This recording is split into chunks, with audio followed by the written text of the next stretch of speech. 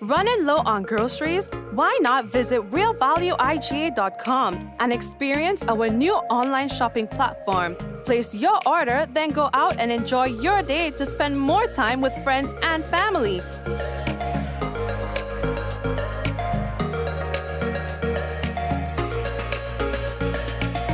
Free delivery available within select locations or in-store pickup available. Sounds simple, right? It is. Stress less, live more with Real Value IGA online store, where good food begins.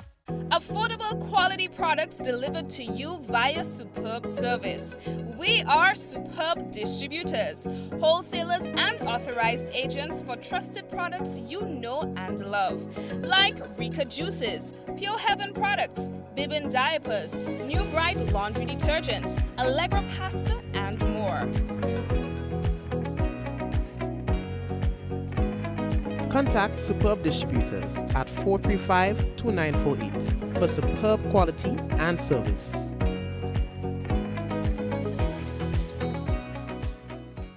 Hey everyone, season's greetings from all of us at Allied Laboratories, and a special thank you to our Grenville family. We are celebrating 1 year of serving you. Fit for life and Allied Laboratories, providing quality care and expertise. Fit for life and Allied Laboratories. See our in-house doctors and our pharmacies. Get expert care and quality tests. When it comes to your health, you deserve the best. Fit for life and Allied Laboratories. We're taking care of Grenada. Infinite Contractors and Machinery. We are your one-stop engineering and consultancy company with experience locally, regionally, and internationally.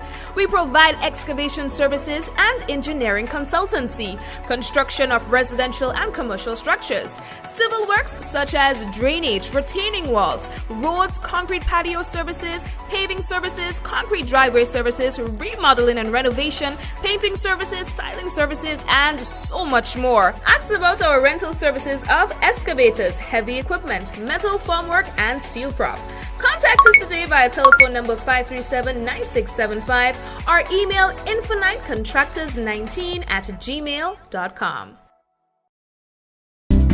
Gifts of love with trend, bringing love for you this year. Communion showing that we care. With gifts of love with trend. It's your Gifts of Love for Cheer 2.0. 'Tis the season for holly jolly days at the communal. It's all about sharing the warmth of this season with those you love. Getting on this special loan, taking advantage of great interest rates with no principal payments until January 2023. Share the gift of love. Make it a merrier Christmas with the communal. Exciting prizes for members throughout the promotion. For we are your Santa this Christmas. Offer ends January 31st, 2023. Lending terms and conditions apply. Alrighty, and we would like to say welcome to one and all to another Mikey Live program, and I'm your host Mikey Hutchinson, and we are coming to you live from the Spice Isle of the Caribbean, and I'm humbly here to tell you what's taking place in the news here in Grenada. We've got a lot to talk about as it relates to the budget. It was a big day for the new administration today, and of course we'll talk about that. We have a special guest with us tonight that we'll be talking to in a moment, but we just got a few things to tell you about before we get there. To the usual suspects on the program, we say hello to you, hello, and to the first time viewers, of course, we are saying welcome. I don't know what took you so long, but anyway, you're here, so we have to welcome you, and we hope that this is going to be a prominent stay for you, because we are nice people on the business. All right, so folks, we're going to be talking about that. By the way, we're going to talk about the Wagiti Super Knockout Tournament. That has concluded. We'll talk about that. High Court declared a mistrial in the Oscar Bartholomew case, and we'll explain that to you. And of course, we'll talk about the budget as I was saying earlier. So we are just going to tell you some of the important things outside of the budget that we have on the program, and then we're going to get straight into our discussion with our guests for tonight. So we are, in fact, going to be taking a really, really quick break. And of course, we want to encourage you to share the program. Now, remember that once you share the program, that's how other people get to know that we are live. So please go ahead and share the business. And we will be back with you very shortly. All right? Stay right there. Batteries. All roads lead to Quality Services Limited for the best deals on batteries for all applications: cars, SUVs, pickups, buses, medium and heavy duty trucks, construction equipment, generators, boats and more. European made with the highest amps and comes with a 12-month warranty. Yes, you heard it right. 1 year with the best quality and price. Quality Services Limited for the best deals on batteries. First left of the Lansopines Road. Call 444-4323 or WhatsApp 410-8070 or 405-7010. Quality Services Limited for all batteries. The Nawasa app brings the power of Nawasa's customer service experience to you. Instant, conversational, and smart. Easy access anywhere. Get bill balance, transaction history for up to 6 months, report a fault, link to websites, view payment centers, contact information, push notifications, and multi-tenant accounts, all in a secure login platform. Like a self-service concierge app, mobile.nawasa.gd gets you the support you need much faster. Available on both Android and iOS platforms. Mobile.nawasa.gd, your customer support companion. Nawasa, committed to meeting customers' needs. Diamond Intercontinental Jewelry Store now has amazing deals, special discounted prices on wedding sets, watches and selected jewelry. We sell top brand jewelry and watches like Citizen, Guess and Klein and G-Shock, all at the best prices in Grenada. We also buy scrap gold and offer the best deals and customer service on the island. Opening hours Mondays to Saturdays 9:30 a.m. to 5 p.m. Diamond Intercontinental Jewelry Store, located at the Esplanade Mall, St. George's, Grenada. Visit our brand new remodeled store or call us on telephone number 414-3114, 232-1234 or WhatsApp 533-1581. Sale is on for a limited time only. Yes, and again, we'd like to officially welcome everyone to tonight's program. Well, by the way, those of you who are following the Wagiti Super Knockout tournament, well, that happened this weekend, the final of that tournament. And, well, a lot of people wanted their team to win, but at the end of the day, the best team wins. And so there was, I don't know what to call it, but Paradise FC won that tournament, right? And it's not the first time that they have won the tournament. Some people said, well, duh, they were going to win anyway, But anyway, also, I'm just saying what the street said. They were saying it probably would have been a more competitive final if it was Paradise coming up against Hurricanes. But of course, that did not happen. Hurricane just got booted out. Paradise went in. They did their thing. And so the story ended the way I been. Another serious matter that we have to tell you about, we received a joint statement from the prosecution and the defense team in the Oscar Bartholomew murder trial. Now, it says that after 2 months of hearing evidence, the judge of the High Court today declared a mistrial in the Oscar Bartholomew criminal matter involving accused Sean Ganis, Wendell Sylvester, Roddy Felix, and Edward Gibson. Now, the decision of the High Court Judge Victoria Charles Clark came after defense counsel last Thursday, that's December the 1st, 2022, made submissions that a mistrial ought to be declared following certain prejudicial information of which jurors in the matter were exposed. Now, in her ruling this morning, the judge also imposed a gag order on further reporting, publication, or republication on the Oscar Bartholomew matter until the completion of the matter, which is scheduled to begin on April 24th of 2023. The decision of the High Court judge was taken in the interest of ensuring a fair trial of the accused, of which they are entitled under the Constitution of Grenada. Now, the 4 accused are being represented by Dr. Francis Alexis KC, also Allie Gill, Ruggles Ferguson, Cherise Noel, and Ansem Clouden. Okay, the Crown is being represented by the Director of Public Prosecution, Christopher Nelson Casey, and Senior Crown Counsel, Chrisanne Greenwich. All right, so there we go. I think it's an issue of the media houses and so on, and reporting on facts of cases and so on. And so we have to be a little more diligent and vigilant when it comes to doing our job and ensuring that we are not infringing on anyone. Of course, point taken. All right. I think it was last week there was a call for media personnel to start engaging with the lawyers and so on, so that we have a better understanding as to what our expectation is when it comes to reporting cases that are in the court. All right. I don't know. We have gotten so relaxed where that is concerned. It has always bothered me, you know. And it was just last week we were talking about it, and here we are. We have a little situation. All right. So today it was all about the estimates of revenue and expenditure. So we had the Prime Minister, Honorable Dickon Mitchell, in his maiden budget presentation, and he presented a $1 billion budget. They spoke about the transformational agenda and stuff like that, and supported it with their arguments. Talked about the 6 strategic focus areas like health and wellness, education and training, agriculture and the marine industry, physical and digital infrastructure, culture and the creative sector, energy, transitioning and the environment. All right, and those were the pillar. And it said foremost is our health sector and healthcare. Prioritizing health and wellness.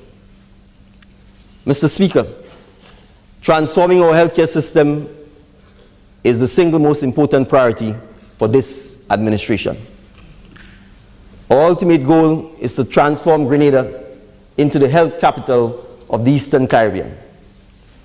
This means the highest quality in healthcare facilities and services with access for all, underpinned by a culture of healthy lifestyles. Mr. Speaker, the former administration touted healthcare as a priority. However, there was absolutely no plan to develop the health sector. The facilities were ignored, and our healthcare professionals were treated with disregard. Our nurses in particular were fleeing in droves, and critical services were not provided. Mr. Speaker, our citizens were, and still are, literally afraid to be committed to our hospitals for care. And so in that regard, it says that in 2023, they will be starting work on a brand new state-of-the-art hospital. He did in fact mention about the nurses, and there's big plans for the nurses of Grenada, Carriacou, and Petit Martinique. Mr. Speaker, as an immediate step in addressing the matter of compensation, we will pay all our nurses an honorarium of $500 per month or $6,000 for the year 2023. So let me repeat, Mr. Speaker.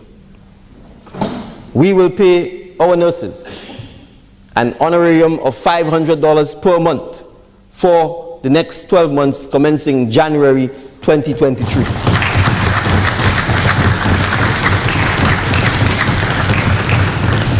and there were a lot of announcements for the creative industry, and to which we belong, people like myself, and the removal of VAT and so on some of the items that we would be importing.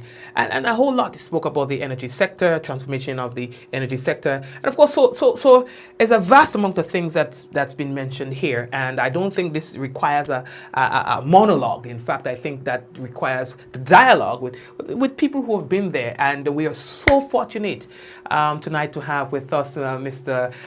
Christopher Allie. Mr. Allie, welcome to our program tonight.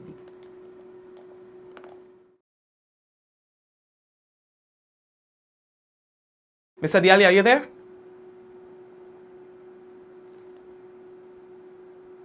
Sorry, Mikey, I had my mic on mute. Okay, no I was problem. just saying, good night. It's a pleasure to be on the program. Okay, great. And again, it is a pleasure having you with us. I know that you have a really busy schedule, and agreeing to this interview tonight means a lot to me. And of course, I know that it will to our viewers. You know, sometimes we have, as a layman, a lot of difficulties in understanding and putting into context some of the terms that we hear, some of the explanations given. And of course, I'm happy that, you know, you are just the right person to help us, you know, like break it down and help us to understand it a little bit more and give us your opinion on how things were presented today. So I think that's a good place to start in terms of how do you analyze today's presentation? Well, I want to start off by saying I think the Prime Minister did an excellent job. This being his first budget presentation. He spoke for 2 hours, I think, or 2 or 3 hours, which, you know, sends the signal that he had a lot to say and project in terms of his government's intention after the throne speech given by the Governor General. So you expect that, and being a first timer, I think how he put it out, how he laid it out, his organizers did a good job to organize the delivery of what he did today. Of course, some of us who have been listening to these things for quite a while could talk about, as we go along in the program, talk about some of the things that was presented. His theme about laying the foundation for resilience, empowerment, and growth, I think he did that well. He stated exactly where he going to resilience is going to come from, how he's going to empower and grow the economy, and the areas that he cited for that. But all in all, overall, if I had to critique any aspect of it, I think a lot of it was given in form more than substance. So we had a lot of great ideas put forward, inspirational ideas to get a transformation agenda to proceed. But I think from a substantive point of view, when you drill down to the numbers, I think there are some areas of gaps and some weaknesses there that we could challenge. But generally, I would say that he did well in his first presentation, and I think those of us who do the analysis in the background would ask some questions probably that they would have, you know, create some sort of discussion around the areas that we see. And even the gaps that you might be speaking about, could that just be limited to the presentation and not necessarily the government's ability to fulfill the overall objective here? Well, I know some of the gaps may be to challenge the objectives because generally, in this presentation, the Prime Minister have presented a budget of a spend of $1.3 billion. It is a budget presented with a surplus, not as in the past we have had deficit budgets presented where expenditure exceeds the revenue. This is a case where the revenues are going to exceed the expenditure. But when you look at some of the areas highlighted, there are a lot of areas where he is increasing costs for the government. For example, the nurses. You highlighted the issue with health and wellness. The nurses is an issue where he's going to bring more nurses permanently on the payroll.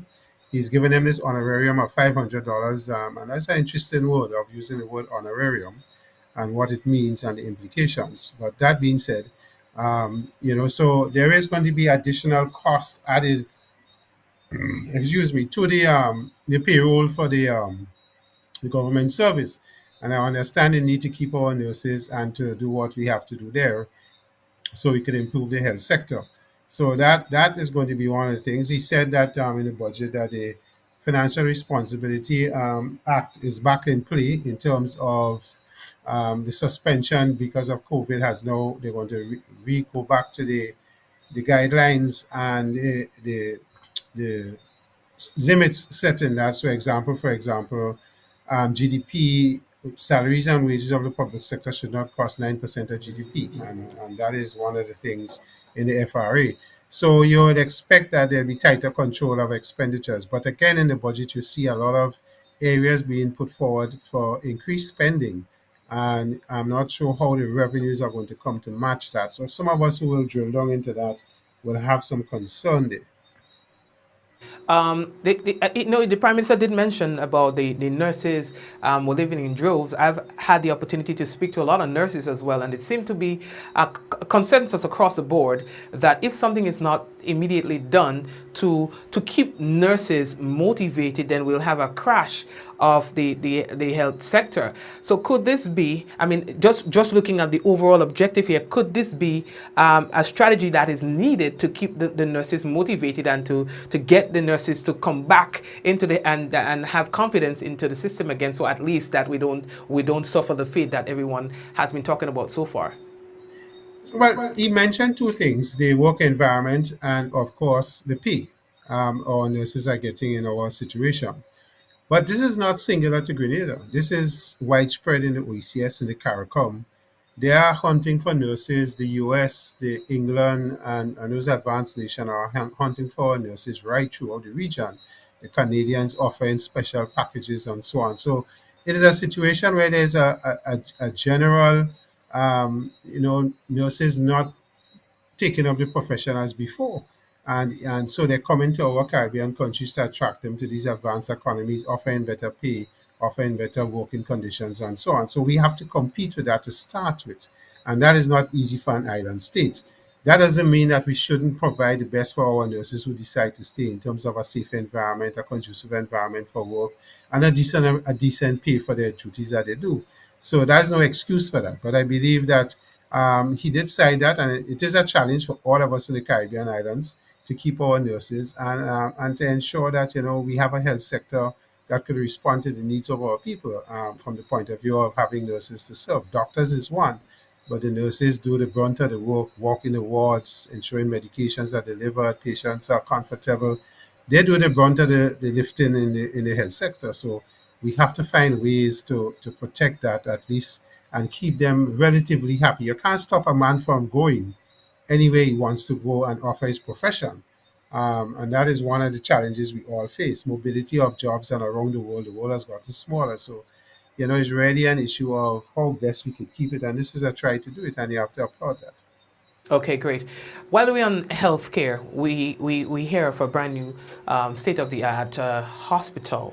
What say you about this? I mean, for me, I've heard the sentiments expressed in terms of the current location of the hospital, the condition of the hospital. Though we are putting in a new wing, but still, in that particular area, it's just not the best place for a general hospital. Now, the government is talking about a new hospital. Let's assume that it's being built in a different location. What's your take on this? Well, I am split on this because I say one thing. I don't believe the location that we currently have for the general is all that bad. Yes, it has its limitations because of the traffic and the road and so on, and emergency center, they're putting in a new one and so on.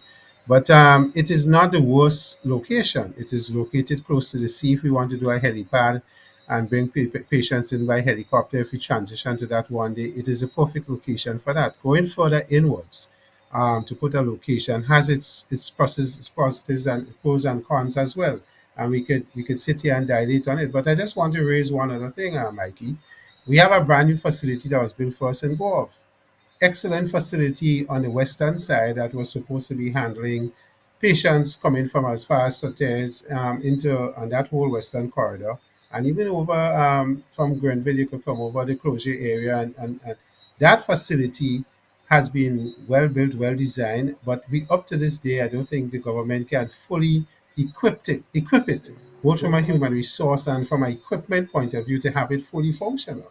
So here we are now going to look to build another one, wherever that is, and hopefully get the staffing and the equipment. Is wanting to put on a physical infrastructure. The other thing is to run it and have it run properly and efficiently. And then comes the issue of payment. Do we pay for medical services or not? NHI is supposed to be introduced. That is going to help with that issue. But it's nice to tout to the idea of putting on a hospital. But the real issue is how can we afford and do it? And if Grenadians don't want to pay and want medical free, is a sustainable model?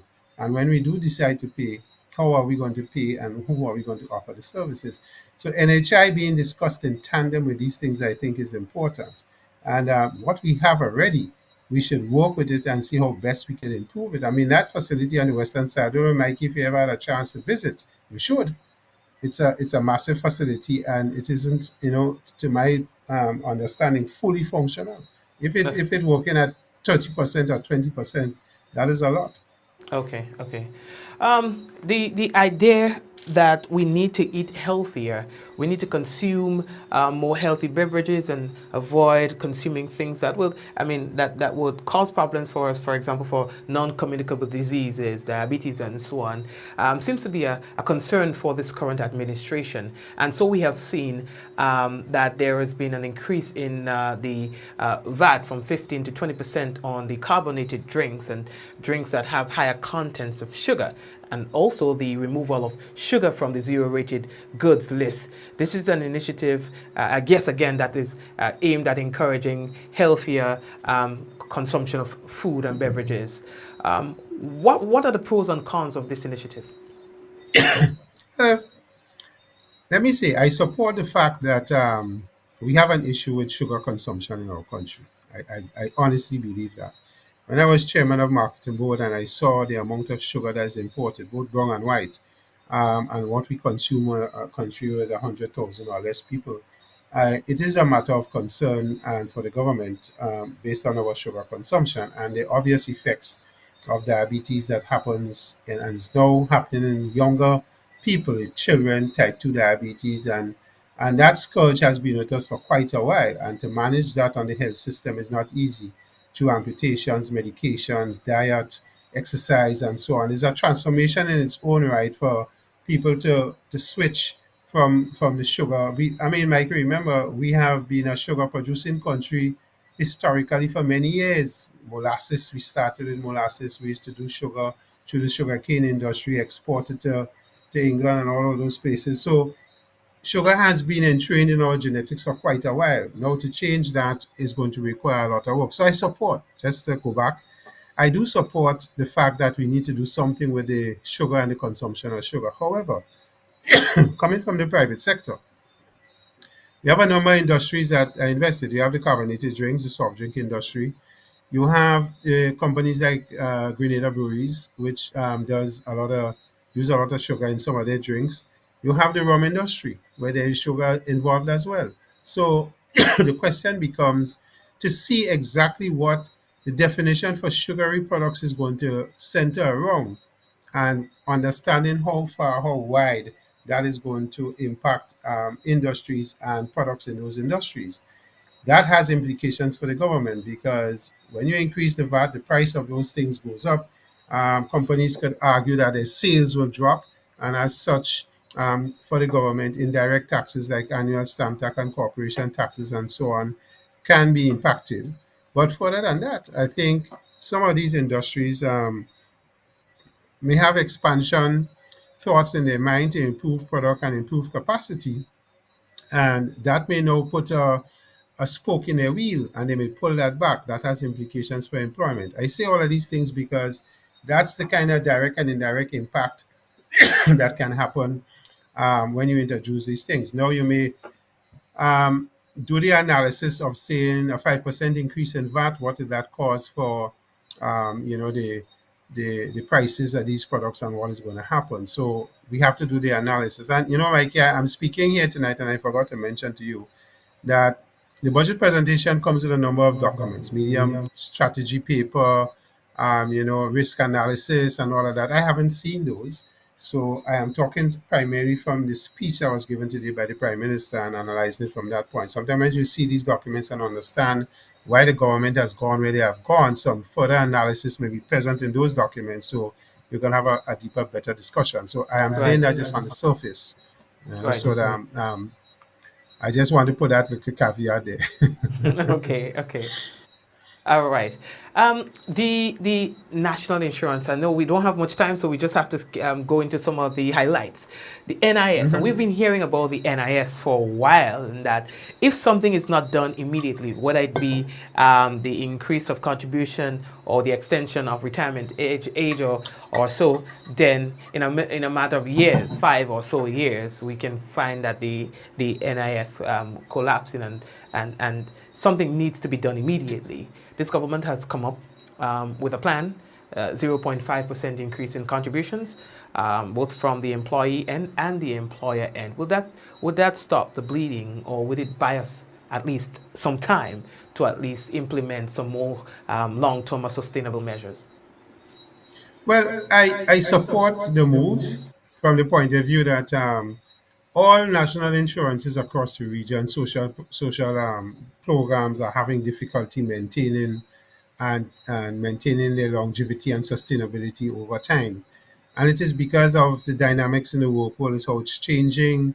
Younger people, and registering to pay the NISs and what is happening there, and how many people coming into the workforce, unemployment issues. So there's a lot of things, and investment instruments, what they used to have before is not available, and the risks. So the funds that they used to invest is getting less in terms of what they can do. So it has challenged most NISs to look at internally to see how they can survive. In the Grenada context, this plan that was put forward by the actuary years ago, and in fairness to the last government, this was before them. I think they had approved it, their cabinet had approved it, but didn't get time to implement. They did have some delay in implementation, and I suppose the politics would determine why they delayed. But this government has decided, listen, we have to increase the contribution, move it from 11 to 12%, and of course, move the retirement age in phases, starting in 2024, 61, and going up to 65. Some social institutions in the region have gone even beyond 65, some going to 70, and so on for retirement age. So it is a clear indication that we have issues, and we have to find a way to protect it. I fully agree that those of us who have worked for years and paid NIS for years, when you get to retirement, you want to expect to be living comfortably, relatively comfortably with your NIS and what it brings.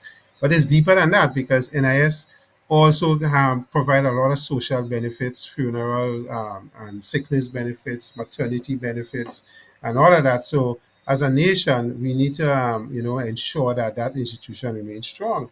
And I think the Prime Minister added one today in the budget. He talked about unemployment benefits coming in under NIS and offering some sort of unemployment benefits after some natural disaster like COVID or something like that. Again, something I think it operates in Barbados. They have an unemployment benefit, although it's training them now, but it's something that we are planning to look at. So it is important that that institution remains strong, and I think as a country we have to do what we have to do, and protect it. And even though it means reducing your spending power by a 0.5% or 1%, some countries have it at 15 and 17%. So ours is still at 12, or we're going to 12. It's 11 going to 12. So it is one of those things where the sacrifices have to be made in order to protect not just us, the generations to come, and those ahead of us right now. So it's something that I do support. Yes, it's going to cost us a little more, but it's an investment in your future. Okay. The topic of renewable energy, geothermal, wind, and of course solar, it's something we I don't know, we have shied away from it. We have had the conversation, but no real action on it over the years. The Prime Minister and his government thinks that now is the time to make a move on that. In fact, I'm happy to say that I'm speaking to you from a fully solar system. We do not rely heavily on fossil fuel or anything like that, because we don't want to leave our footprint in that sand, So it's a conversation that we've had, but no real work has happened. The Prime Minister believes now is the time, and it is very achievable. What are your thoughts on that? Mikey, could you just give me 2 minutes, please? I'll come back to you in a couple of minutes. Okay, no problem. All right, our guest seems to have to run off a little bit for whatever purpose it is. We will give him some time to come back on that. And we are just having a discussion with, he's a former private sector senator, Mr. Christopher Diali, and he is very versed on the topic of economics, the economy, and all of that. And we reached out to him today if he can be part of tonight's program, so at least to help provide some context and a little more in depth information about his perspective about the budget. I believe that this program is primarily just me, but I thought that I'm not an expert on the subject, so let's get somebody who's versed on the topic. And of course, he has agreed that we can speak with him about it, and we were happy to have him come on and speak to us about that. A lot has been said today by our Prime Minister. There are going to be the removal of VAT on some items, and we're going to talk about that when we return with our Mr. Diali. I think he's back with us. Mr. Diali, welcome back. Yes, I'm back with you, Mikey. Thanks for that 2 minutes. Okay, no problem. On the energy situation, the Prime Minister did mention about exploring under the geothermal type, and I think he mentioned PV farms that Brennan is investing in as well. So I support the whole aspect of the PV initiative. I think that is a way for us to go. We have sun almost 365 days of the year, so that is an area where we have to go. And the technology now for PV is so advanced that it for a small island state like us, I don't see us not investing heavily there. The geothermal, on the other hand, I have some reservations, because when you look at the studies on the geothermal, yes, you're getting free energy from the volcanic grounds and so on, and spinning the turbines. But the issue with geothermal is that the initial investment in capital to get geothermal to be a resource to use to send electricity to your grid can be significant. And all the studies have shown, I don't know if it has changed recently with the new technology in drilling and what is involved, but most of the studies have shown, because of that high investment capital that have to be put in, the time to recover that and the rates that you will have to charge in order to recover that is not going to make it as useful as we want it to be. Yes, it offers an alternative to fossil fuel, but in terms of economic transfer and reduction of your bill, in terms of your consumption, is not immediate under that particular resource or that particular type of alternative energy. So I hear the Prime Minister, and unless there is more details that we could get to understand how that is going to impact, I don't think it offers as much savings for us. At the end of the day, I think the PV is the way to go. And I did say to a friend of mine today that I would have liked to see some more detail. Take, for example, transportation. Transportation is a huge cost in our economy, in our society, whether through fossil fuels and well, all is through fossil fuels now, and the environment and what it can do. I would have thought if we could have gotten 10 buses or 12 buses to run on EV, where we plug them up and charge them up, and we offer that to our school children, to move our school children. And then after school, we could offer it to the public. It would be at a far reduced cost, because the cost to run these things and versus fossil fuel and the advantages to the environment is something that we should have considered. And again, transportation is such a big thing for economy. Our entire transportation sector is in private hands. This gives government an opportunity to get some flexibility to have something under the public transport side that gives them a little more weight in terms of putting them at a disadvantage if anything happens with transport, as we have seen in the past with strikes and busmen claiming for more and all of that and so forth. So I think that is something that I would like to see from a transformative point of view, that we introduce the EV technology in the transport system. It's going to happen anyway, Mikey, as you know. Most of the car manufacturers have announced by 2035 they'll be no longer producing combustion engines. Everything is going to be on EV for transport for private people and for trucks and everything. So everything is going that way. So the issue is, don't we as a small island state, get proactive and go that way faster than others, so we could save our environment and save ourselves in terms of cost. So I thought on the on the energy side, that was something that we could have looked at a little deeper. and see how we could incentivize. Again, pork. When you understand what pork is doing or not doing, and to incentivize businesses like ours, Citizens Paints, to put my roof in PV, we are not happy with the regulations on the pork, and we will not make the investment until we understand clearly how we could recover. And I think that is an area that they need to seriously look at the functions of pork and what pork is really doing, because it's not attracting business people like myself to invest heavily in PV systems. And that is something that the government needs to look at, accelerate, as how they're looking at PPU to help, get plans approved and construction and so on and so on.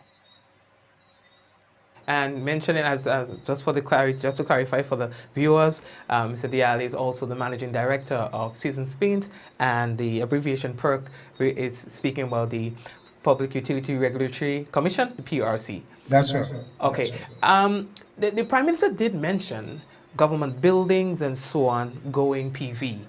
What did you think about that initiative? Because reducing the government spending, it should be a big deal for any government. Of course. I mean, the two things I think you mentioned that I was impressed with from our government in terms of cost and cost efficiencies. The first one is that to save on the electrical bill and the energy consumption. And the more you could do that, the better it is for the government, because the government is a huge consumer of electrical energy. I think the other one, of course, had to deal with offering of greater digitization across the government platforms for the services that they offer. We have two very good examples with IRD, and the fact that you could pay your land tax from any part of the world. And of course, we have the immigration office and what happens there. Years ago, we used to take us 3 weeks or 3 months to get a passport. Now you could get in a couple hours. And the technology there is just fantastic. And the greater that we get government services to get more digitized. And Mikey, I always say, I came from Parliament where I got all my gazettes electronically. Here it is, I'm back in the private sector, and I have to get these huge paper with laws and so on in government gazettes that, first of all, you have to find storage for this after you read it, some especially the laws. Why can't I get my copy of the Gazette digital in the private sector and pay for it? Because the same Gazette has to be entered on a system and done up and then sent to the printers for printing. Why not just send it to me after you put it on the system digitally and charge me for it? I mean, I'm just not understanding why we can't transition these simple things. I understand if we do that, we may lose a few people and jobs and so on, but we retrain and we move away from that, because this paper is costing us too much money. And me, the recipient, had to store some of these things. I don't have the space for that anymore. I want to store it digitally. So these are some of the things I think we need to look at when we're talking, transformation and digitizing and energy and savings. And I think the Prime Minister was spot on when he mentioned those two areas, because those are significant, leakages for them in terms of costs and what we do. And if we have to retrain people to facilitate these new moves, so be it. Let us do it, and let us get our country and the services that they offer, especially from a government point of view, because it increases your speed, efficiencies, and of course cost reductions. And that is the way we have to go. We've seen it. We have examples in front of us with IRD and the immigration office. So I mean, it's I always say it, Mikey, is a no-brainer. Let's go for it. Okay. Technology, the topic of technology, the creative industry, that drew my attention a lot as well. Storage devices and so on, having to reduce the VAT on that. Also on data, for us to transmit data, information and so on via the telecommunications company, making that more affordable. Just for the average man. That was also one of the highlights from today's presentation. Absolutely. The creative industry, or as we call it, the orange industry, we have the blue industry, we have all kind of colors now.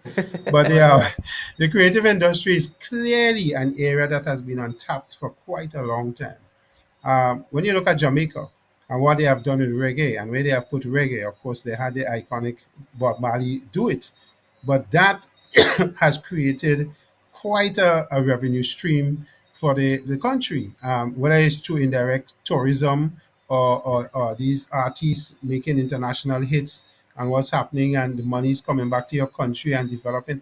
It is an industry that we have not in these island states done enough work on. And in Grenada's context, when we look at some of the artists that we have, the Jeffersons and the Sabrinas and Mr. Killer and all of them, we are making our mark. And you know, it is one of those things that we need to maximize and see how we could really grow it and get young people. Even I have met some young artists, and you know, Kishan is one of them that does all these murals all around the place that citizens have associated themselves with. And these young women and men are so talented, that we need to really push that. And this is a new sector for us. If we can grow it and get out of it, I mean, if the government is investing $1 million, a $500,000, or giving concessions, I think it's going to be well worth it. And our young people could see art and the creative industry as a profession and develop themselves along that line. We come from a tradition where it's doctors, nurses, you know, lawyers, engineers, and so on. We never paid attention to that area, and I think it's something that we really significantly need to look. So I think it's a welcome area, and I look forward to see how that develops and how we could promote ourselves, our island and economy. I think there are a lot of indirect benefits to get from it, and that is one of the things that we need to look at.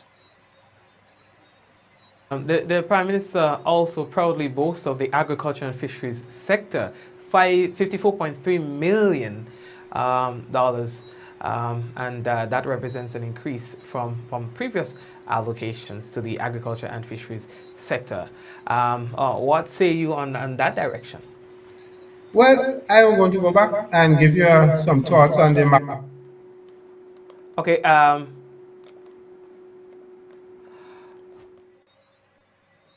Can you just repeat what you said? You're going to go back? Yeah, I was going to say I'm going to go back now and give a little detail on the macroeconomics. Remember, I did say I think there were some areas that needed some clarification on what has happened there. Yes. First of all, the Prime Minister announced that our GDP, in terms of what we do in terms of growth, for this year is going to end better than expected. The initial thing was around 3.5%.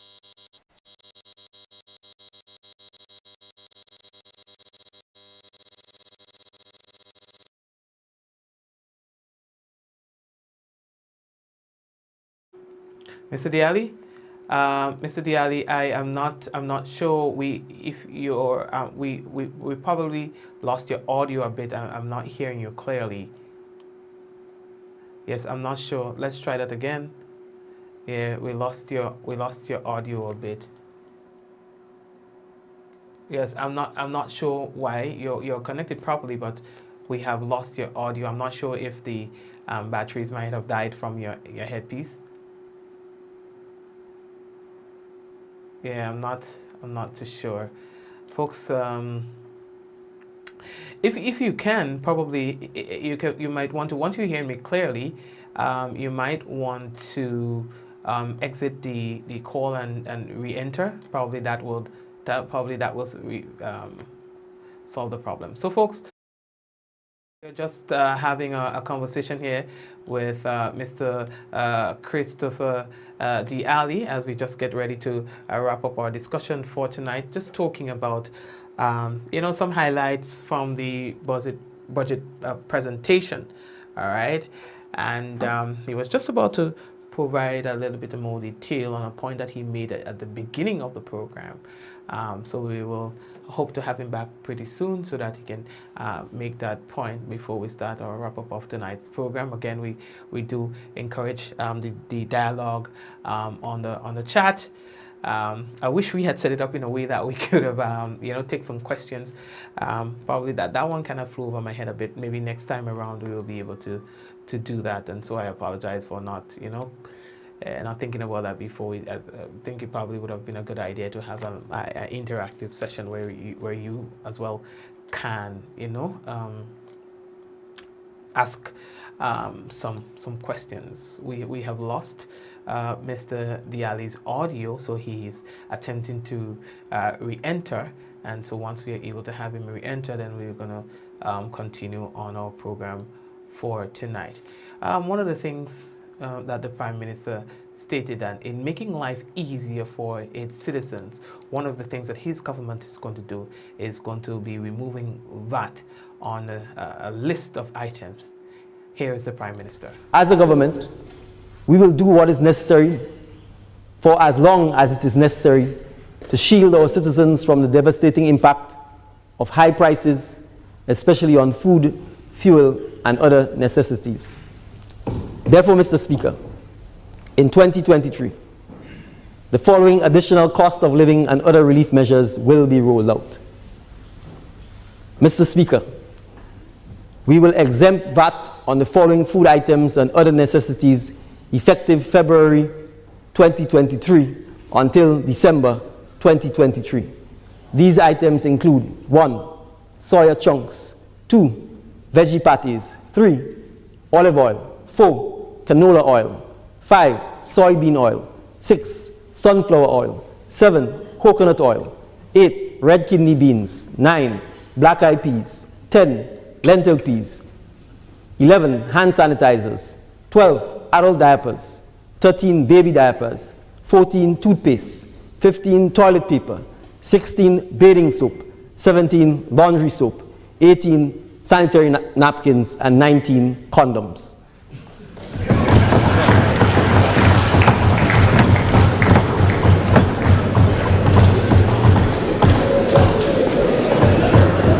And in the event you want to know why condoms make the list, the Minister of Health and the Ministry of Health has noted, Mr. Speaker, an increase in STDs within Grenada. And we seem to have taken it for granted that HIV is no more, but it is still. And therefore we need to ensure, particularly, that our young persons are given the opportunity, Mr. Speaker, to practice safe sexual and reproductive practices. Okay, and yeah, so guys, please take note. I don't want to be calling them on the program, right? So guys, please take note. All right, but on a serious note, yeah, these are some of the items that are going to be, well, you know, where you would find that there's no VAT on it. So on one end, there's been an increase in VAT on like alcoholic beverages and all of these things, so high sugar items, as we were saying earlier. And then there's some other necessities like the sanitary napkins and so on. And we've heard, you know what, there's a nurse who has come to me on more than one occasion and saying to me that something needs to be done about sanitary napkins and so on, because it is something that women experience on a regular basis. However, for someone who doesn't have a steady job, you would imagine how much of a cost burden that will be on that individual. So something needs to happen where that is concerned. And so probably coming out of the consultations, that point was also raised. Hence, the Prime Minister would have brought attention to this. We've also had some other important statements that were made. That was made by our by Grenada's Prime Minister. $1 billion has been budgeted for the reimagining of the Imani program in 2023. Additionally, Mr. Speaker, government will strengthen the capacity of the Grenada National Training Agency, the NTA, to manage and deliver training to the new cohort of Imanis in the priority areas. An initial allocation of $900,000 is provided to the NTA, which will be augmented once the new structure is approved. Mr. Speaker, these skills will empower citizens to work at home and abroad and to earn real incomes after the period of training, as opposed to a meager stipend for 5, 10, or in some cases even more than 10. All right, got you. Thank you very much, Honorable Prime Minister. And we have reconnected with Mr. Diali. I think he's calling us from a different device, it would seem. So I'm just giving him a moment to stabilize that. Mr. Diali? Yes, I'm on my phone. So it seems something have gone wrong with the connection on the laptop. So we have to take it from the phone. Okay, so we're going to take it from the phone. We can work there. So you can resume from where you left off. Yeah, I was going to make the points that from a macroeconomic point of view, Prime Minister did announce today that, we ended the year at 5% of GDP, which kind of speaks to the economic activity the country is going to enjoy for this year, ending in December. It speaks to the fact that, we have done well because the initial thing was 3 or 3.5, and we're going to end at 5. He didn't say which sectors were driving it. I was saying when we went off that I believe the sectors probably will be construction and education services, because we know what's happening at SGU and what happens there with the students coming back in full vogue. And of course, what's happening in construction. Construction is doing very well, both on the PSIP side, the private sector, the public sector investment program, and of course what's happening outside of that as well with projects. So I believe those two areas were areas that were highlighted, and as such, we in the positive spin-offs in terms of economic activity for the government and taxes. I don't know what the taxes will end up the year at. I know the June report indicated that we were ahead in some areas but lagging in some, agriculture being one and so forth. But just to reinforce and to say that some people may criticize the fact that when the Prime Minister spoke about putting major allocations, I think health and wellness is 114 million, education, youth and sports 193 million, agriculture 54.3 as you mentioned. Some people may argue that health and wellness and education, youth and sports are not productive sectors. And in the past, you have heard economists argue that when you don't invest heavily in productive sectors, the economy strategically over a long time cannot perform as it ought to, because construction, for example, is short term and short cycles, 3 years, 4 years, based on your investments and what you can attract. And you get unemployment issues coming back when the cycle goes in its downturn. Whereas in productive sectors like tourism, agriculture, and so on, you tend to have a more stabilization and constant employment issues. So you could argue that that is one of the areas that some people may cite as. But then there's the other side to the argument that says that these sectors can introduce indirect economic benefits. So, for example, tourism, cruise tourism, and tourism in general, Mikey, I like to say when you break it all down, all it does is increase your population size. There are a certain amount of 1,000 people that stay here in tourism and cruises for a day, and overnight, over long stay tourism in the hotels, it might be for a week.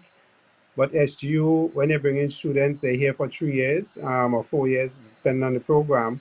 And those are extra modes that have to be accommodated, whether it's through buying of foods, whether it's through rental agencies, transport, all of that. So the economy gets significant activity for the extra people and the extra modes available for us to take care of. So it is one of those things. On a health and wellness, you may speak about that.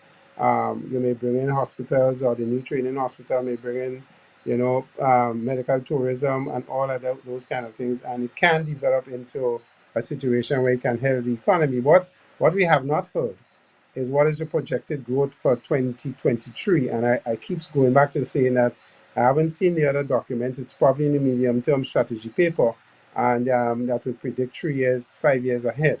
The Prime Minister did mention the issue of using the the 2035 document that we developed for saying where we want the country to be in all the various areas of education, health, and so on and so forth. So I say that to say that those are some of the areas that some of us could question, those of us who want to drill down into the figures.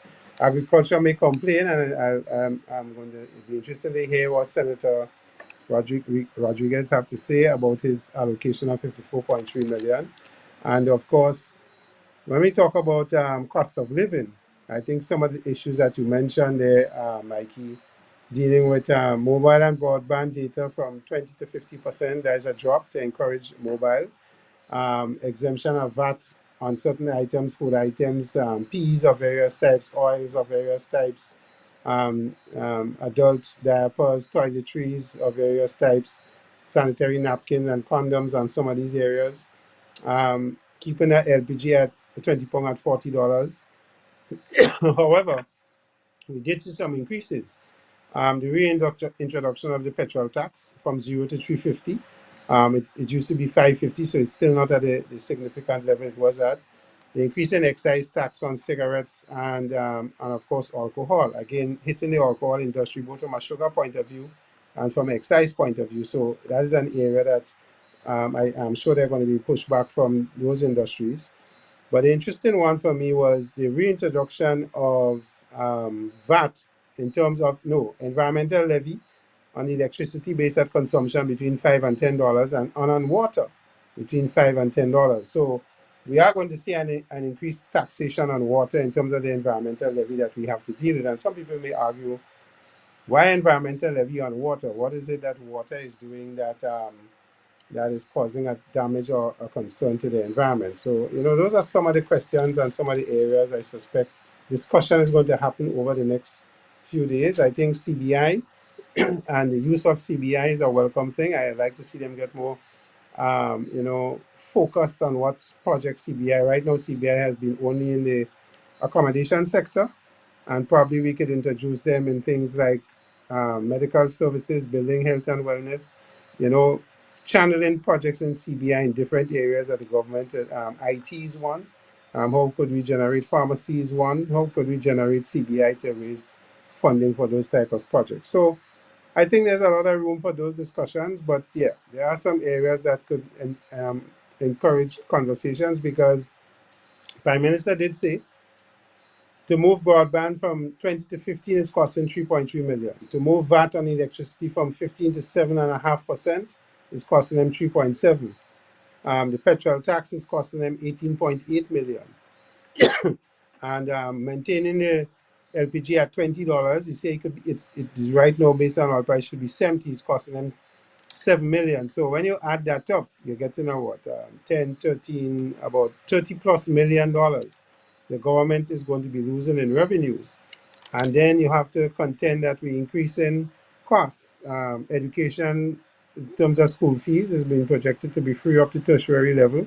So the obvious question is, if we given up all of that in these areas of 30 million, how do we recover it somewhere to ensure government maintains a revenue neutral base so that they don't have issues meeting the recurrent expenditure and the claims that come on government? So quickly, Mikey, that is Okay. overall analysis. Okay, because I've heard the Prime Minister mention that in terms of the alcoholic beverage and increasing, what it will cost for these items would help recover what has been lost on the other end that you have just explained.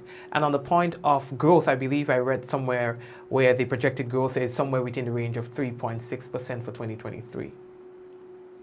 Yes, and that the growth is going to be critical, because if as the tax regime is going to stay as it is, apart from what he announced on the amnesty for people who owe interest and taxes, Yes. if the tax profile is going to stay the same in terms of what we do, and no new taxes and no new rates, then the issue becomes efficiency of collection. Right now, our compliance rate for taxes, the tax types, primarily land tax and all of these things, are in the high 80s and early 90s. So we're doing well in terms of compliance. You do have some areas that it poses a challenge, but if you're not efficient on the collection of these things, then it creates an issue. Well, excise tax on cigarettes and alcohol, you can argue that increase, would people stop smoke less, or smokers and generally people are hooked? They probably might reduce the volume. But alcohol, we have a problem with alcohol in the country, and consumption. Would that reduce the consumption reduction, and how could the companies maneuver that locally and export-wise to keep their revenue base in these companies at a point where they could be profitable and otherwise? So it has some areas for consideration there, but I suspect the government role is to have an overall picture and look at all the areas and how these things affect health and wellness. But at the same time, they have to give the private sector some incentive to grow and stabilize and remain stable in terms of their profitability and what they do. So it is a balancing act. Okay, great. Is there any area, Mr. Allie? I see that we have exhausted the time for our program for tonight. Is there any area of the budget presentation that you would like to highlight that we didn't cover within our last 30 minutes or so of being on the program? Well, quickly, I would say the announcement of review of the labor code from the point of view of putting in a permanent dispute mechanism to deal with issues that come up. That is vitally needed, because we have so many issues under labor that go the mechanism of arbitration, and we can't get a case to be heard. Having a permanent dispute mechanism in the labor code will significantly help with that, and help in terms of cost for businesses and so on. I do have my concerns of the minimum labor and where that is going to go and how that is going to be done. On the land tax valuation issue, I think we are going to see an increase in our land taxes. I share the view that once you come back and revalue people land and buildings, normally the valuation is always upwards, not really. You don't get depreciation of your assets in terms of land and so on. Your house, yes, based on what it may be, but not necessarily your land. So generally, I think that is going to increase our taxes there, and how they implement that after 2024, 2023 into 2024 is going to be an area to pay attention to as we go forward. So, yeah, Mikey, I think those were probably a couple of the areas that we didn't touch and we didn't have time to touch. But there are other areas, and of course, I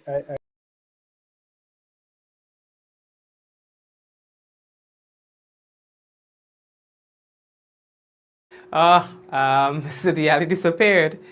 All right, folks. So I think we were just about at the point where he was making his wrapping comments. I'm not sure what happened there. But he's disappeared. So maybe he got disconnected from his end or something of the sort. But allow me to say, I mean, how much I appreciate his his commitment to being on the program with us, at least to talk to us about the budget, help us put things into perspective, and give his opinion on what was presented today. Of course, folks, and of course, we are happy too that you were able to join us, and I see that you guys have been in dialogue on the chat line there. We would really like to say that we're happy. That's the kind of thing that we would like to encourage. All right. I hope that this could be a relationship that we develop with Mr. Dialli, so that he can help us to kind of like dissect things a bit, because like I said, I'm not an expert on the subject, and I don't pretend to be on the matters of current affairs and our economy, because I find he was very accommodating today when I kind of like I thought I had to beg, but it's like, no, Mikey, you know what, it's going to be nighttime, I'm going to be at home, yeah, no problem, I'll make some time for you guys, so I'm happy he says that's what we are here for, to serve our people.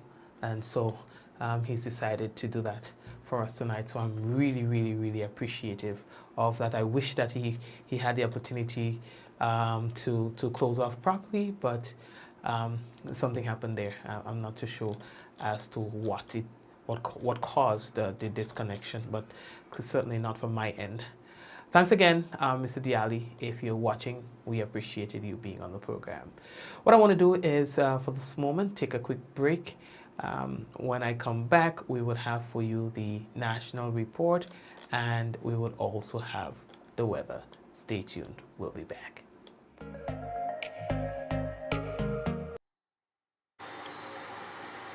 All right, so folks, before we run off, sorry for that. I see that Mr. Dialli is back with us. Let me apologize. Okay. But let me just quickly say, Mike, it was a pleasure being on the program. I hope I could have contributed something to create some discussion on the budget. And I keep saying that I didn't have all the documents to speak to, but at least I hope I imparted some kind of discussion, knowledge for discussion. Yes, sir, and you did. I see that people have been talking, who agrees, who disagrees, and dialogue. And I think that's healthy dialogue. That's the objective. That's exactly it. Perfect. Yes. All right. So as I was saying, I would like to say thank you on behalf of our viewers for agreeing on the last moment to be here with us. As I was saying, I thought I would have had to go on my knees and beg and plead with you, but you were very accommodating. You were like, Mikey, that's what we are here for. No worries. Let's get it done. So I have to say thank you very much for coming onto the program. And I'm hoping this is a relationship that we can keep going, whenever we have our little matters to discuss that is a little over my head, that we can pull you in and have a little discussion and kind of like pick your brain a bit. Anytime. That's fine. That's what I'm here for. I'm happy to help wherever. Okay. Thanks again, sir. Sure. Have a good night. Okay, you likewise. All right. So, folks, you have seen it yourself how accommodating this gentleman is. So I have to say thanks to him again. And yeah. So what we're gonna do is take a quick break, and yes, we will be returning with the national report and the weather. Stay tuned. Running low on groceries? Why not visit realvalueiga.com and experience our new online shopping platform? Place your order, then go out and enjoy your day to spend more time with friends and family.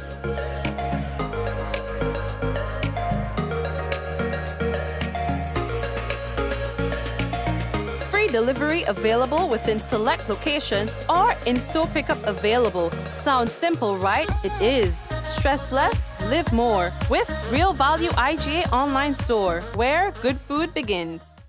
Affordable quality products delivered to you via superb service. We are superb distributors, wholesalers and authorized agents for trusted products you know and love, like Rika Juices, Pure Heaven products, Bibin diapers, New Bright laundry detergent, Allegra pasta and more. Contact Superb Distributors at 435-2948 for superb quality and service.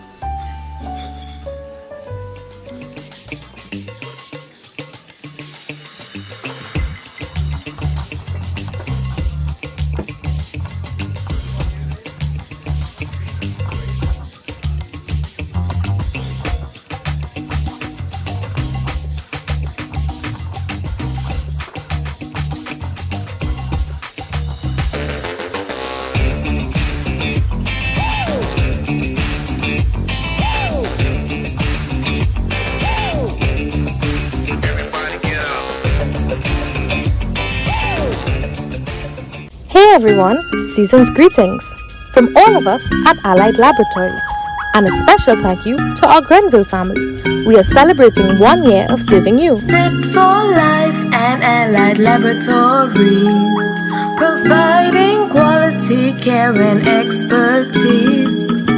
Fit for life and Allied Laboratories, see our in-house doctors and our pharmacies.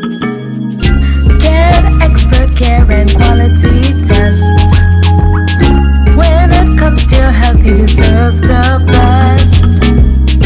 Fit for life and Allied Laboratories, we're taking care of Grenada. Infinite Contractors and Machinery. We are your one-stop engineering and consultancy company with experience locally, regionally, and internationally.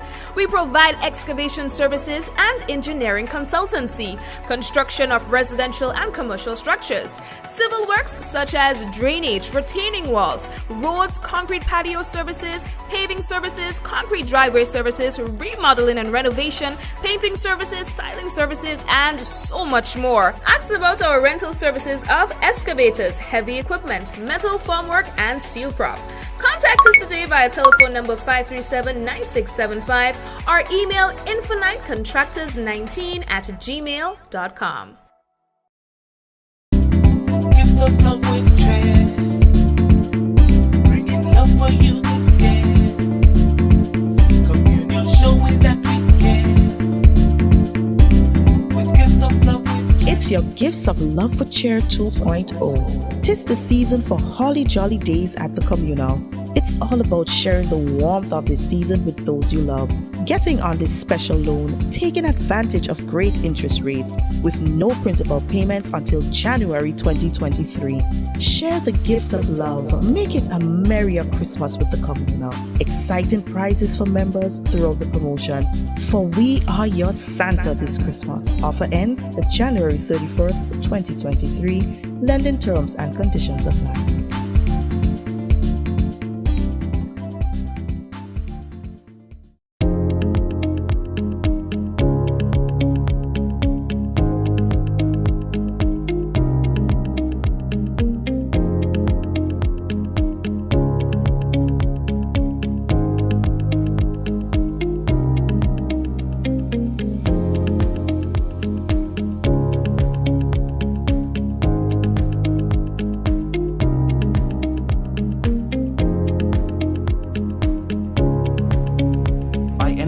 Anywhere at any time and have it delivered to you right here in Grenada at yogo.gd.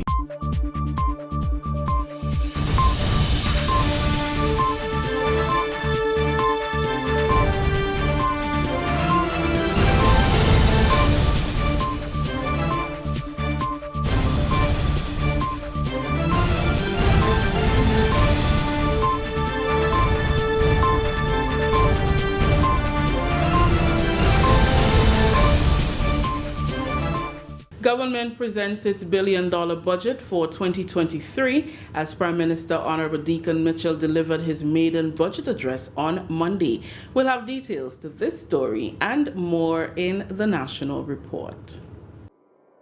Have you noticed an increase or decrease in your electricity bill? You know that changes in the fuel and non-fuel rates affect your bill. You should also be aware that changes in household activities affect your bill. Ask yourself these questions. Have the rates changed? Have there been more people at your home? Have your children been on holiday?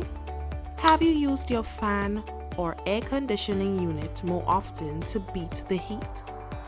Are any of your electrical appliances or equipment faulty? Have you added any new appliances such as transformers, water heaters, or pumps? Make it a habit to understand any changes on your electricity bill. For more factors that affect your bill, visit www.grenlec.com. Grenlec, energizing our Grenada. With the details to the news for Monday, December 5th, I am Rikisha St. Louis. The 2023 estimates of revenue and expenditure announced by the government on Monday provides for total expenditure of $1,350,465,246. The breakdown of these figures show recurrent revenue of $1.1 billion, total grants of $67.8 million, recurrent expenditure $741.9 million, capital expenditure of $313.9 million, current account surplus $308.9 million, principal repayments $294.6 million. The Finance Minister, Honorable Deacon Mitchell, on Monday, during his 3-hour maiden presentation of the 2023 budget, said it represents a return to rules and targets of the country's fiscal responsibility legislation after a 3-year suspension due to COVID-19. The 2023 budget also reflects an increase in allocations for several ministries and sectors. $114.2 million has been allocated for health and wellness, an increase of $17.1 million. Education, youth, sports and culture has seen its highest allocation of $193.9 million. Agriculture and fisheries sector have received $54.3 million, an increase of $14.3 million, and the largest allocation to be pumped into the sector in recent years. A total of $143.1 million has been allocated for the Ministry of Infrastructure, Physical Development, Public Utilities and Transportation, as compared to the 2022 allocation allocation of $133.9 million. Prime Minister Mitchell explained that the budget is fully financed with a financing surplus of $96.2 million projected. The billion-dollar budget focused on 6 strategic areas: health and wellness, education and training, agriculture and the marine industry, physical and digital infrastructure, culture and creative sector, and energy transition and the environment. Government has once again demonstrated its commitment to improve the delivery of quality health care and address the human resource capacity challenges facing the health sector. Health and wellness copped the top priority area for government with an allocation of $114.2 million to cover the upgrade of health facilities, promotion of mental health, and the implementation of the National Health Insurance and the digitization of health records. Finance Minister Honorable Deacon Mitchell on Monday said government will move swiftly to regularize nurses and provide training for more nursing professionals. As such, as of January 2023, nurses will receive an honorarium until December 2023. Mr. Speaker, as an immediate step in addressing the matter of compensation, we will pay all our nurses an honorarium of $500 per month or $6,000 for the year 2023. So let me repeat, Mr. Speaker. We will pay our nurses an honorarium of $500 per month for the next 12 months commencing January 2023.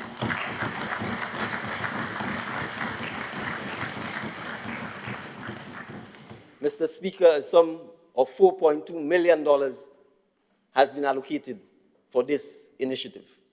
Under the Deacon Mitchell-led administration, government through the Caribbean Development Bank will implement a project that aims to address the mental health needs of the population.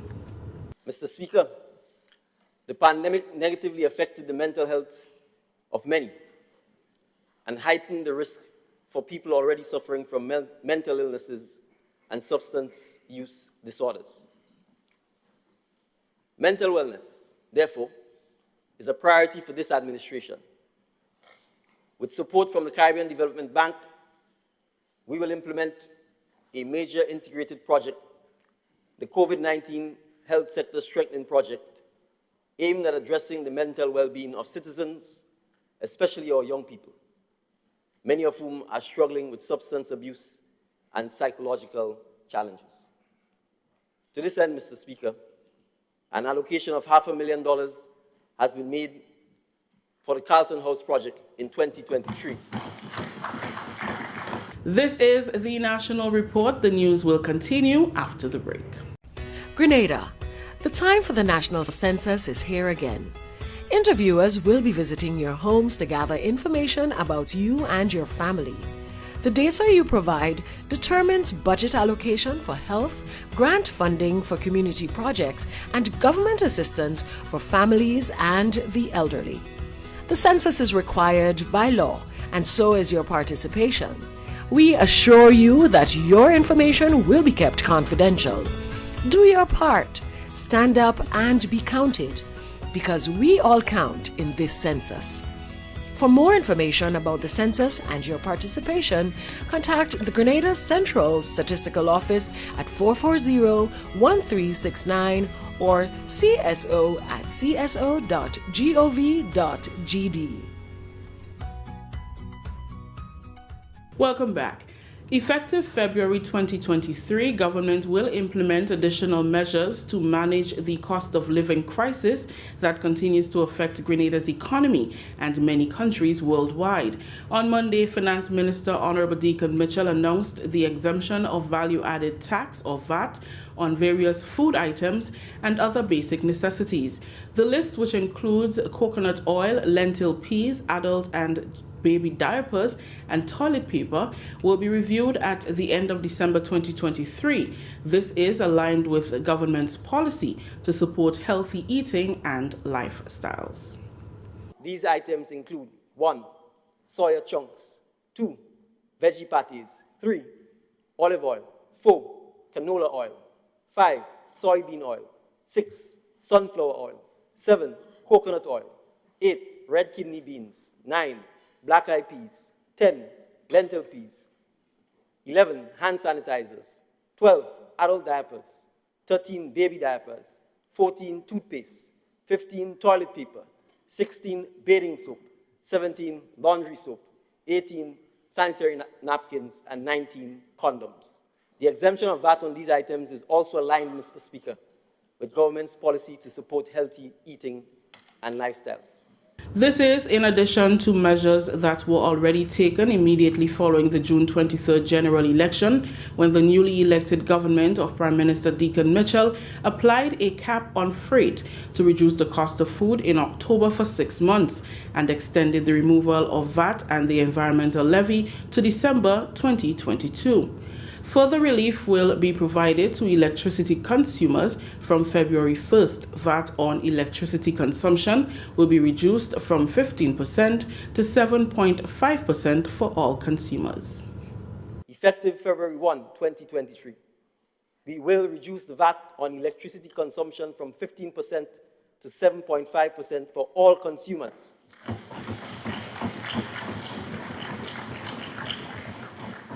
And we will reinstate the policy of zero rating the VAT on electricity consumption up to 99 kilowatt hours for residential consumers. The estimated revenue forgone from this measure, Mr. Speaker, is $3.7 million. We will implement an electricity subsidy of $10 per month for all residential consumers consuming up to 99 kilowatts hour per month at an estimated cost of $2.4 million. Mr. Speaker, this total package of targeted and impactful relief measures will cost the government more than $30 million. Government will increase taxes and levies on certain products to pay for the cost of living relief measures as announced on Monday and to support the administration's strategic priorities. Effective February 1st, taxes will be increased on alcohol, cigarettes, and carbonated drinks.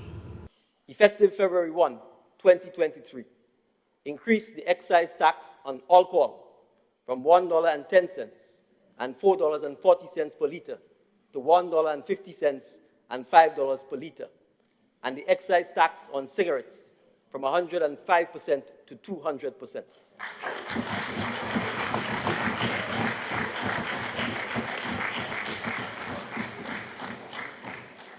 Effective February 1, 2023, Mr. Speaker, increase the VAT on carbonated beverages, soft drinks, sodas, and drinks with high sugar content from 15% to 20%.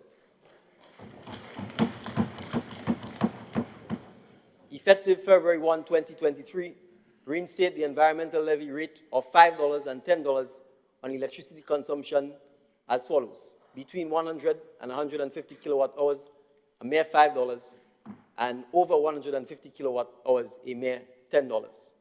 Effective February 1, 2023, apply an environmental levy on water usage as follows. Between 2,800 and 5,500 gallons, $5, and over $5,500, $10. That story just ended the national report for Monday, December 5th, recapping the top story. Government presents its $1 billion budget for 2023 as Prime Minister Honorable Deacon Mitchell delivered his maiden budget address on Monday. On behalf of the entire news and production team, I am Rikisha St. Louis saying thank you for joining us. Well, thank you very much, Rikisha, and the rest of the GIS News team. And you can expect more from us or from the GIS tomorrow, God's willing. And what we have for you now is the weather. And of course, the weather is submitted by the Met Office. All right. The weather is giving me a little delay here. All right, let me see if I can.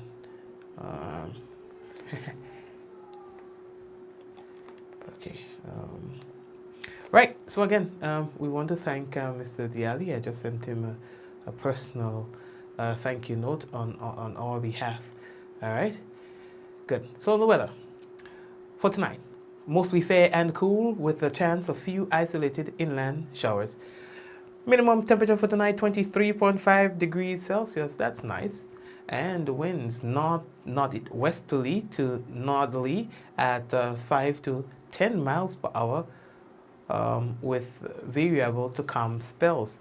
Seas moderate with waves 5 to 7 feet in northerly to northeasterly swells. A small craft advisory is in effect. And let's take a look at the weather for Tuesday. Now, the weather for Tuesday is expected to be generally fair during the day, becoming partly cloudy overnight with brief isolated showers. Tomorrow's maximum temperature 30 degrees Celsius and a minimum 23. Now, winds for tomorrow northwesterly to northeasterly at 5 to 15 miles per hour, becoming variable to calm at times. Seas moderate with waves 4 to 6 feet in northerly to northeasterly swells. A high surf advisory will be in effect for tomorrow. God's willing, especially the Caranage. All right, so please be guided accordingly. Don't say I didn't tell you. We want to say hello to the people who are currently on YouTube. So we have quite a bit of you tuned in on YouTube. We want to say hello to you, all the folks on YouTube. You know, from time to time we see, you know, we have a lot of people on the YouTube channel. So we would like to say hello to you guys, those of you who are on YouTube. Likewise, those of you who are on Facebook. Okay, so YouTube, I see some saying still, some not saying hi.